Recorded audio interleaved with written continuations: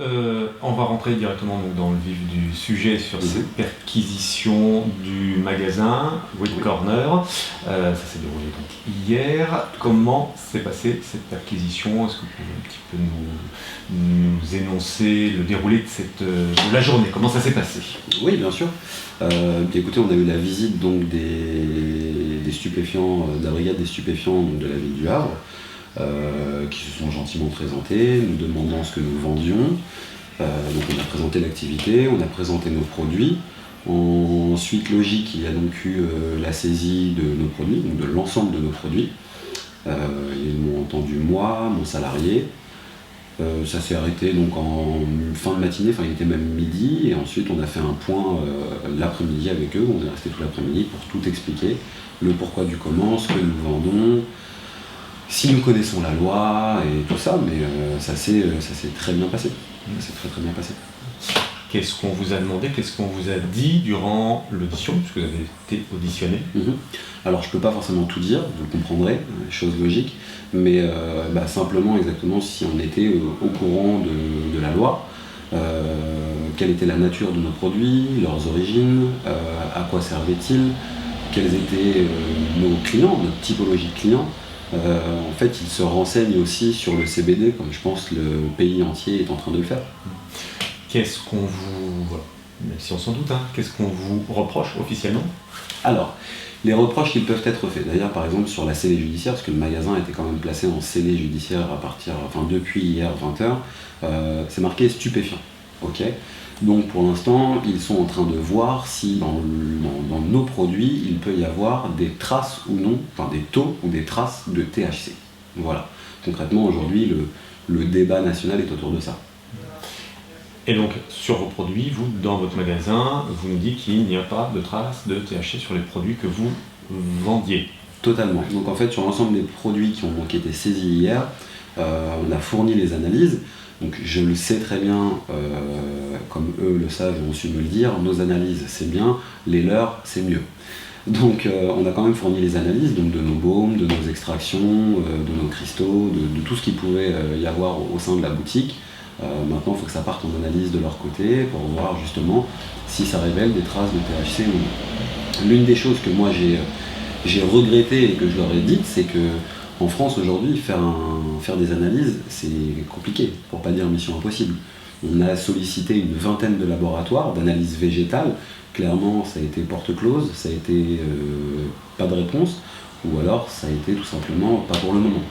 Donc c'est quand même étrange de nous taper à des portes et de ne pas voir ces portes-là ouvertes. Et quand je dis nous, c'est pas forcément Wheat Corner, on est, je pense, une bonne cinquantaine de personnes à travers la France à avoir eu cette démarche-là, en se disant c'est bien, on a des analyses européennes, c'est cool, on aimerait bien avoir des analyses nationales, françaises.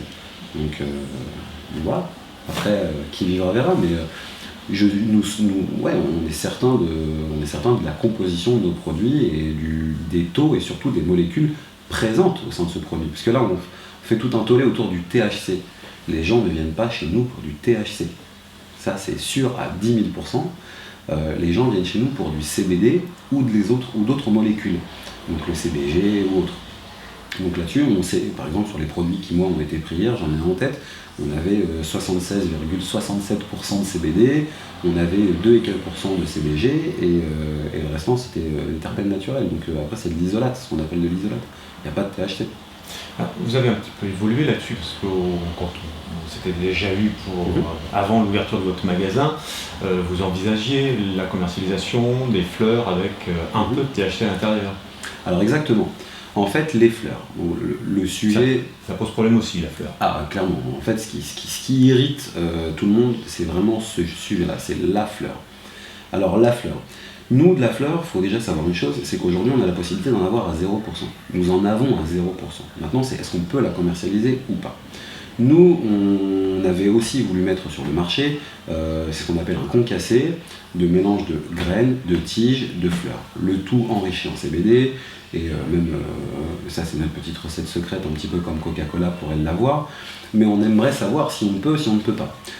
Quand on a vu que ça commençait un petit peu à bouger partout en France de manière négative, on a dit ok, on arrête, on s'est concerté avec nos avocats, on s'est concerté avec nos fournisseurs, Et on a essayé de se rapprocher des cabinets d'avocats qui défendaient les personnes qui étaient déjà un petit peu embêtées par la législation. Et on a pris les devants et on a dit on enlève pour l'instant et on ne reste qu'avec les choses où on sait très bien qu'il n'y a que 0% de THC. Donc 0,00% de THC. Après, si on pousse la virgule, comme je l'ai déjà dit, je pense qu'il y a systématiquement une trace, je parle de trace, comme on peut en trouver dans les jus d'orange, comme on peut en trouver dans les orties, comme on peut en trouver dans plein d'autres produits qui sont même commercialisés, ces produits bien communs. La fleur, vous savez que vous ne pourrez pas en vendre. Alors non, je ne sais pas. Non, je ne sais pas. Aujourd'hui, on nous parle de « on ne veut pas de fleurs ». Ok, on ne veut pas de fleurs avec des traces de THC. Est-ce que ça veut dire qu'on ne peut pas vendre de fleurs sans THC? C'est la question. Ensuite, on nous dit oui, non, ça doit être la graine, la tige, sativa elle, enfin bref, tout le tralala qui est issu de cette exploitation. Ok, mais est-ce que là-dessus, on doit justement avoir ce taux de moins de 0,2% ou on doit être à 0%? Est-ce qu'on doit aussi et surtout penser d'un point de vue européen et se dire mais le 0,2% en fait tout le monde parle de ça mais il y a surtout la loi européenne parce qu'à preuve du contraire nous sommes européens et la loi européenne elle c'est 0,3% sur les produits bruts, produits finis, produits en règle générale, commercialisés. Donc sur quel pied danser? Donc vous vous posez beaucoup de questions, du coup, Oui. Quel est un petit peu l'avenir? Est-ce qu'on vous a dit si le magasin allait pouvoir rouvrir? Voilà, comment ça va se passer? Déjà j'ai pas fini. J'ai oublié, enfin j'ai pas oublié, mais on a envoyé sur autre chose. Vous avez dit qu'on allait effectivement évoluer, c'est sûr. On a fait un partenariat avec une belle maison locale de thé du monde, donc où là on avait commandé 14 variétés pour pouvoir proposer des infusions enrichies en CBD, parce qu'il y a énormément de demandes par rapport à ça. Comme je l'ai dit, les gens viennent chercher du CBD. Donc ça, et on a un concept autour de la structure qui lui aussi devait se mettre en place là à partir de jeudi, mais pour l'instant ça va être compliqué. Maintenant je réponds à votre autre question concernant l'avenir du magasin. Moi très honnêtement je suis serein. Je n'ai pas été placé en garde à vue hier. On attend le retour des analyses. Le temps que ça prendra, ça prendra. Je suis conscient que si on a envie que ça aille vite, ça peut aller vite. Si jamais ça ne doit pas être très rapide, ça sera lent. Qu'à cela ne tienne, on est prêt. Clairement, on est les acteurs. Je pense être un acteur sensé de ce marché-là. Comme je l'ai dit, ça fait plus de 2 ans qu'on était sur la préparation de cette ouverture, de ces ouvertures, mais pour l'instant de cette ouverture. Donc on le sait. Si ça doit prendre du temps, ça prendra du temps. Nous sommes prêts. On maintient notre masse salariale. On est prêt à réouvrir et à pouvoir reprendre nos activités comme nous le faisons depuis le 16 juillet, 18 avenue Foch. Entre guillemets, pourquoi vous vous acharnez sur ce commerce? Mais je ne m'acharne pas. Je m'acharne pas. Par contre, je suis tombé encore plus amoureux de cette molécule que je ne l'étais auparavant. Pourquoi? Parce qu'encore une fois, entre la théorie et la pratique, ce sont 2 choses totalement différentes.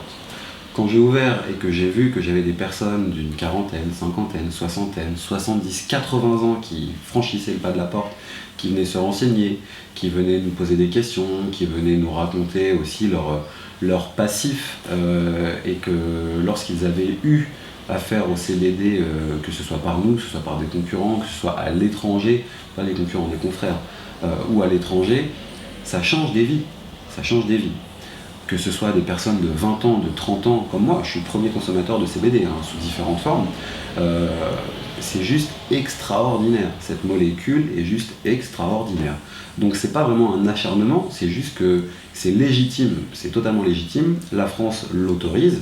Maintenant, il faut qu'on puisse la proposer au plus grand nombre, sous un beau jour, avec un cadre bien précis et bien régi. C'est pour ça aussi que j'ai le sourire et que je suis confiant. Je pense que ça va permettre de mettre un gros coup de pied dans la fourmilière et puis de structurer les choses, je l'espère vraiment. Dernière petite chose, est-ce que ça vous vexe ou comment vous vivez le fait qu'on puisse vous prendre pour un trafiquant de drogue? Alors, non, très honnêtement, c'est ce que je disais hier justement à l'officier de police judiciaire et puis aux personnes de la brigade des stupéfiants.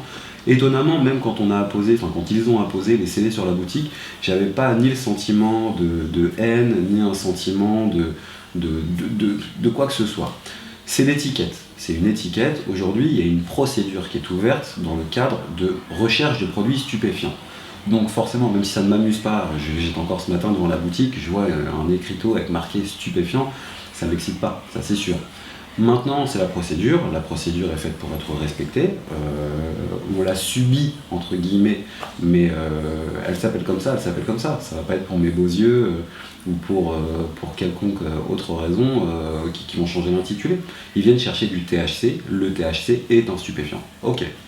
S'ils n'en trouvent pas, tout sera enlevé et il n'y aura pas d'histoire de stupéfiants et puis on parlera simplement de notre CBD shop traditionnel.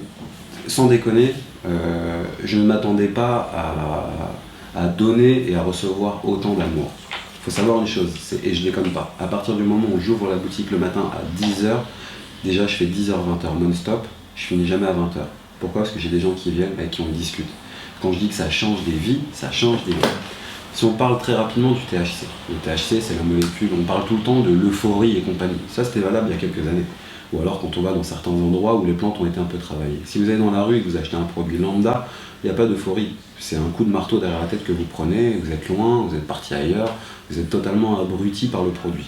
Je déconne pas, c'est vraiment ça.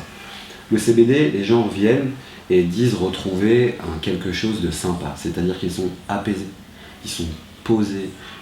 Notre slogan il est hyper bien trouvé, le Not High Just Zen, c'est carrément ça, on a tapé dans le 1000 à 10 000%. C'était déjà ce que je ressentais et c'est exactement ce que les gens me font en retour. 20 ans, 30 ans, 50 ans, 70 ans, qu'importe. Et les gens disent, putain mais j'attends ça depuis des années.